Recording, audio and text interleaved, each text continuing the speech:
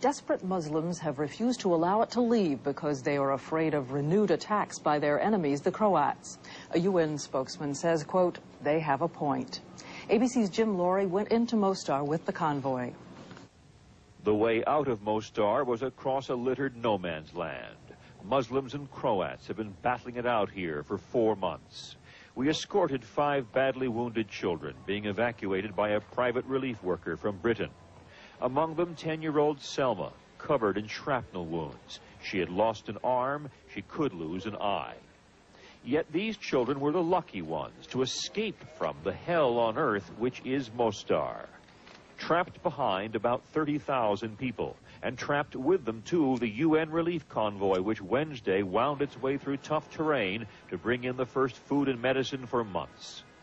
The convoy blockaded by a desperate people and a Muslim army which is losing the war on all fronts. Several Muslim soldiers began erecting barricades just behind me using buses, and then the people turned out. The demands: unless the UN could help guarantee the security of Mostar, the UN convoy would be held hostage.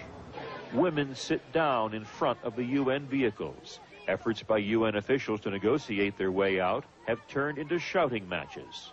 The crowds make impossible demands. The UN must take up guns and fight for us, some told me. We will die as soon as the UN leaves because the Croats are just waiting to launch bigger attacks. Mostar is a city of rubble where you learn quickly what is outgoing or incoming fire. A place with no electricity, where collecting water puts you in the sights of snipers, where thousands sleep in crowded basement shelters because they've lost their homes. It's a place of constant agony, where for every wounded child evacuated, another replaces him.